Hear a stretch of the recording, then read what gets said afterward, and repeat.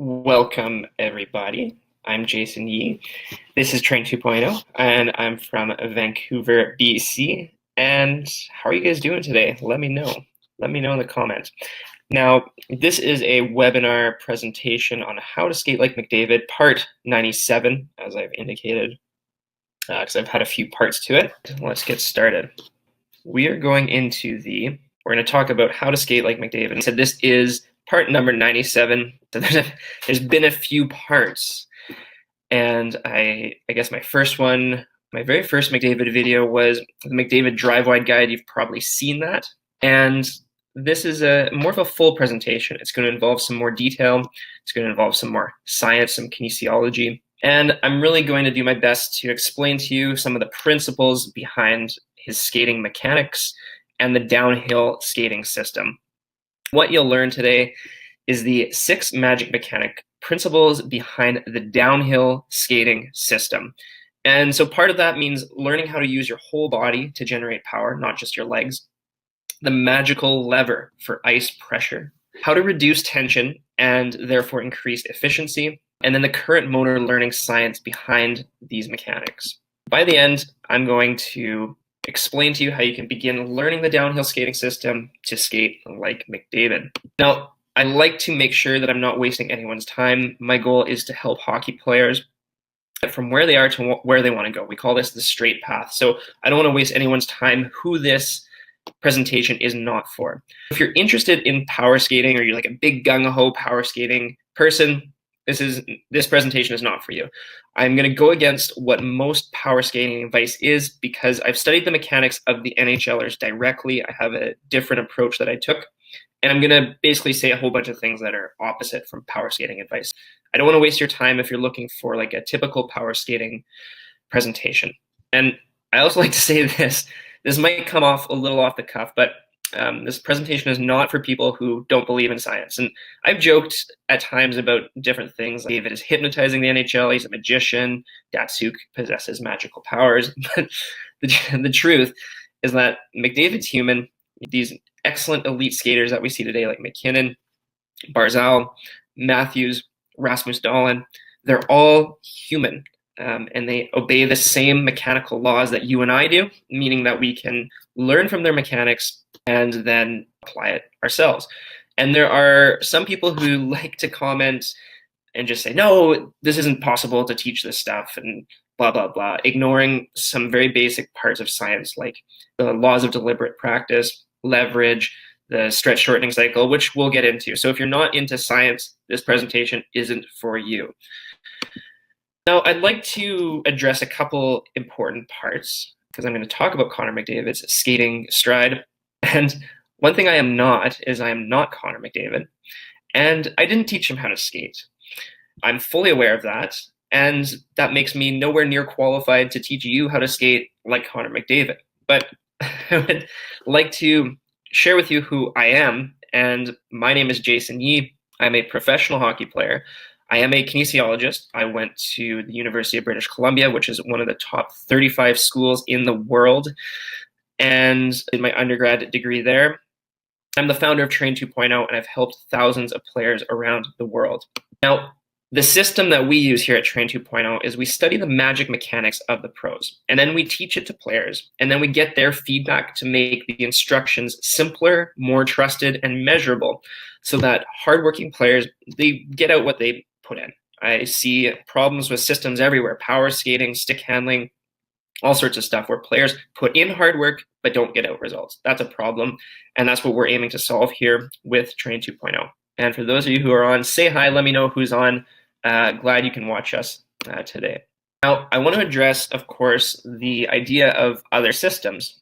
We all know that McDavid is a well-known proponent of a system where you skate around plastic obstacles, and I want to just address that quickly because a lot of people like to point out that he exclusively trained or supposedly exclusively trained with this method, and this may have led to his mechanics. And I agree that this is possible. And so I want to talk about the difference between obstacles versus mechanics. And a question that we should all ask, and I don't know the answer, is do obstacles always force mechanics? Just because you have to skate around an obstacle or put a puck through an obstacle doesn't mean that you have to use specific mechanics. It might, right? I don't really know the answer. I think I've seen players use cones and plastic obstacles and training devices with the wrong mechanics, and I've seen them use it with the right mechanics. There's probably a chance that these obstacles and training aids likely force or encourage the right mechanics, but they don't force the right mechanics. That leaves a hole in some of these systems, because if you're using the system but maybe not getting the mechanics right, you might be getting repetitions again and again and again with the wrong mechanics, but even though you're using this training aid or these obstacles to go around. I just want to point that out so that you can ask that question about your own training. And the approach that I take is a mechanical approach. I think that obstacles and equipment and training aids are a great tool. I like the Pavel Barber approach, and his approach, his idea is that a training aid, if it causes you to be engaged and get out and practice more and have more fun, then it's a good thing. He's kind of a little less concerned about the method. Does it strictly force certain mechanics, and does it?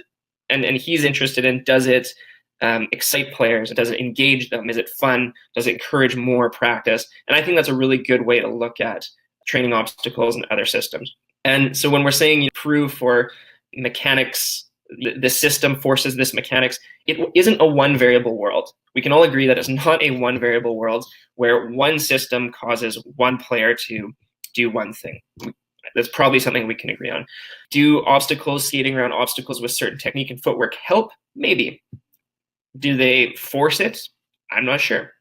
But my approach is to study the mechanics, break them down scientifically, teach them to players, and help players that way. I'm not discounting anything. I'm just saying that is the approach we're taking here. Now, let's get into the downhill skating system. What is skating downhill? As you can see here in this presentation or slide thing, McDavid is evidently skating downhill on the very flat ice. What I mean by this is we're going to combine three factors to skate downhill. The first one is center of mass placement. The second is blade pressure and foot position. And then the third is bounce and full body power. These three forces are going to come together to really maximize the skater's potential. And it really feels like you're skating downhill. Let's get into that. Let's talk about the full body power part first. And we're going to talk about the inner spring. What we see a lot of power skating instructors teach, and a lot of skating instructors in general, is and I think also just I think maybe goaltending coaches, strength and conditioning coaches, they get into this idea of core stability. And what they do is they attempt to have players hold the core very still and stable, and then have the limbs move kind of half and half, one side and the other. But the thing is that the shoulders are attached to the rib cage. And what's between the shoulders and the rib cage, you ask, aside from the spine, is a bunch of muscles, right, that are elastic in nature. Most coaches, I think, seem to be caught in the core stability craze, which is to treat your body as you have your core and then your legs and generate power off of that. And they literally say you separate the body in two and then in quarters. So cut your upper body off from your lower body and cut your body in half symmetrically. But that's a huge mistake, because the shoulders generate power through the hips into the legs, and then the legs in return generate power into the hips, which generate it through the core to the rib cage.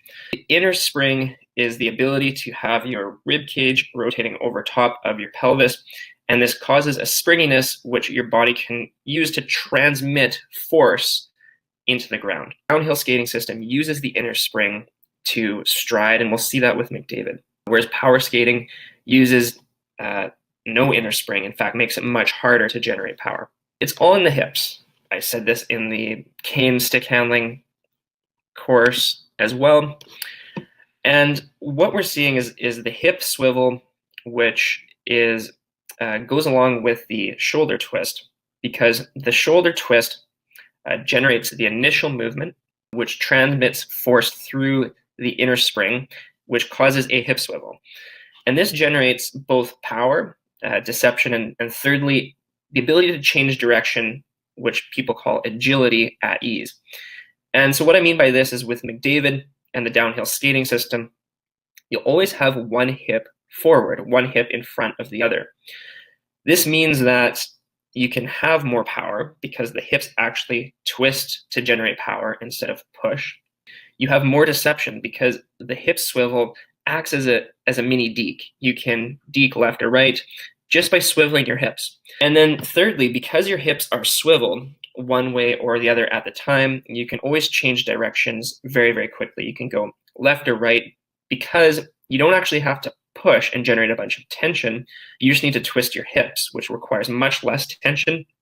And if you remember last week's presentation on how to stick handle a cane, I talked about the proximal to distal gradient, which means that you want to, if you can, generate as much movement, not a large amount of movement, but generate the movement from close to your body and then have it translate out. We call this the whip effect.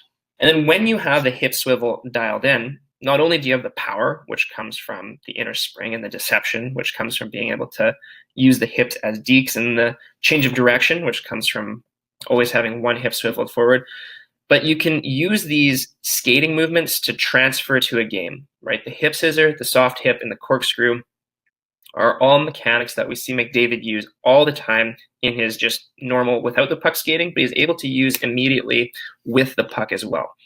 And we'll talk a bit more about why that works so well. Now, the next thing we're going to talk about, now that we've understood a little bit about the inner spring and how we can actually increase our force, get more force through our legs by attaching the upper and lower body and having them spring off each other instead of holding it still. Now we want to talk about ice pressure. And I said not a rocketed push, but that's meant to be not a rocketed push. What a lot of power skating coaches teach is a rockered push, heel to toe. So pushing from the heel to toe. And that makes sense because in a lot of sports, you push off the toe. When you're running, you push off the toe, blah, blah, blah. And if you actually look at skating strides, it looks like you're pushing off the toe. But let me just give you another perspective you could take, another filter you could take, where instead of pushing, you think of riding the rail. And by that, I imagine a cart ripping along like a rail, and then all of a sudden, there's a tight turn, and the cart is just stuck to the rail, and bang, it goes around the tight turn. And that cart that's riding the rail, it gets centripetal force, right? It's pushing out away. So as you turn left, your body goes right, but the cart stays on the rail. When McDavid, Barzal, Rasmus Dahlin, these top-end new breed of skaters that are coming out, every stride isn't a push. It's actually where they're riding on a rail. So rather than going from heel to toe, they're going from toe to heel. What that looks like when you're riding a rail is just kind of doing those like inside edge C cuts, one foot, then the other. Actually, maybe I can bring it up here for you guys. Very, very simple drill, riding a rail. We've all seen this drill. We've all done it in all sorts of different skating scenarios. And, oh, hello, everyone. Right in your face. Let's get this slide presentation back up here. And what happens in terms of the blade pressure is it actually your blade lands flat, and then you deliver heel pressure, and then you have like the illusion of toe off, because the toe is more or less the last thing that leaves the ice, and it's going to impart a bit of force into the ground. But the main part of force, or the main force impulse, comes through the heel, or at least it feels that way. And then the toe off is mostly an illusion. But again, we often, coaches and power skating instructors, see this, and it's pretty reasonable to say, yes, you push off the toe because you see the toe be the last thing off the ice. But that's not what happens with the downhill skating system and the McDavids, the Barzals, the Dahlins, the Matthews. And part of the reason for this riding the rail analogy and going from the flat part of the blade and pushing through the heel is, as you can see in the slide, you can see how McDavid's leaned over. You have his, I'm not sure if I can, there we go. You guys will be able to see, you have his center of mass is probably around here. We call this the center of mass. But here's where his blade is, right? And what happens is this creates the riding on a rail idea where he's kind of taking that C-cut, and because his weight is here, he ends up, guess what, falling, right? We can see that here. I'll get rid of this. You can see that up top here. This is from a study, kinesiology, where they look at where the center of mass is relative to walking, the phase of the gait. When you're walking, people don't really think about walking, but what's happening is every time you're stepping when you're walking, it's a controlled fall. You move your center of gravity forward, and then your leg plays catch up and steps in front of you and catches the fall, and then you fall again. What you're always doing is, I don't know if you can see this thing here, but this is where your foot is. This is where your center of mass is, and you can see it goes from behind to directly over top where it's perfectly balanced, and then it falls forward, and then the next foot steps down, and then you have your center of mass move forward again, and then it goes forward again and all the way through, and it falls. So it's fall, fall, fall, fall, fall. That's how you walk. That's how you run. That's how speed skaters skate, and that's how McDavid skates. That's how Barzal skates. That's how Rasmus Dahlin skates every time they're striding. Where most players are pushing hard, they're just falling. It's really that simple. Their legs are just kind of uncoiling while they're putting their feet and body in a position to fall, and that generates their movement. When you're riding on a rail with your edge, all you have to do is lean and fall, and that's going to create movement and power for you. Let me know if this is making sense, those who are watching, if you have any questions. Now let's talk about bounce, because this all fits in, this all combines together. And again, I told you this is going to be a science-heavy presentation. When we talk about bounce, this is why riding the rail and leaning to fall and using the inner spring is really important, more so than just pushing. When I refer to bounce, what I refer to is something scientifically known as the stretch shortening cycle. And what happens is that when a muscle is stretched, it reflexively contracts. So if you're just like sitting here or whatever you're doing, sit up and just rotate your shoulders back and forth. And notice that there's a springiness to that. When the muscles get stretched all the way, they want to spring back. There's two things that happen when a muscle gets stretched. First off, there's the elastic energy of the muscles, where the muscles have this tissue, this springy tissue that springs it back into place. And then second, there's also what's called a stretch shortening cycle, which is actually a reflex, which is within the spinal cord. If you tapped on the knee at the doctor's and your reflexes go, that whole muscular contraction only occurs in the spinal cord. The information for whether to contract your muscle or not stays in your spinal cord. It doesn't even really go up to your brain. Your brain doesn't fire those muscles. Your spinal cord does. It's a reflex. That's the idea of the term reflex. When players like McDavid, Dahlin, Barzal, these elite younger players are skating, they don't use muscular tension. Okay, muscular tension is a very different thing. Like take your hand and like consciously contract it, close it with a whole bunch of tension and open it. If you're doing that, that's this conscious contraction. You're using your brain, your motor cortex to fire the muscles in your hand, and you're going, I'm gonna close and then open. But a reflex, or the stretch shortening cycle, is a reflex. So that's more like I'm just gonna hold my hand here and then I'm gonna pull, and then notice how it bounces back, right? That's a reflex, and there's no conscious input from that. It's mostly all through your spinal cord. The information you guys can see on the slide here, the information comes from the muscle, goes to the spinal cord, and then it goes back right from the spinal cord to the muscle. And so that never travels upwards. Talk about why that's kind of important in their animal studies. But the brain, or the spinal cord, actually has a number of reflexes called the central pattern generator. And this means that most people can actually walk without much input from their brain, because it's just this selection of one reflex after another firing those muscles. Have you ever walked and kind of stumbled on something, like the top of your foot hit something? That's actually a reflex to be able to lift your foot up and over. So if you're walking along and then your toe hits something, your spinal cord automatically fires the right muscles to get your foot up and over. And that never travels upwards to the brain. That's a subconscious movement that's occurring all through the spinal cord. And when that movement is occurring through the spinal cord, these reflexes, the nerve firing patterns are happening through the spinal cord, you have more capacity in your brain to focus on other things. What I mean by that is when you're walking, right, it's mostly a subconscious movement pattern. You're using your central pattern generator, a whole bunch of reflexes in your spinal cord to fire your walking program. And then you end up having way more capacity up in your brain to observe and walk and have a conversation with people. That's exactly what's happening with these skaters who are using bounce to skate really fast and well and balanced and agile, is that rather than using tension and pushing and consciously contracting their muscles, they are using the stretch shortening cycle. They are using the bounce of their muscles, the elasticity of their muscles. Therefore, it doesn't take a whole bunch of energy from your brain to direct those muscles because it's all this natural reflexive bouncing.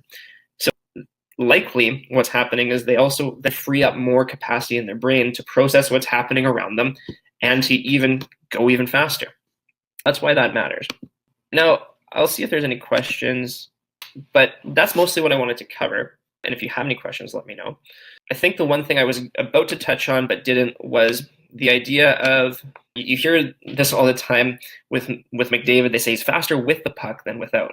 Well, it makes a ton of sense because when it comes to the inner spring, the puck can actually function as a part of that spring, right? It can actually cause force and rotation through your shoulders and rib cage, which can help power your hips.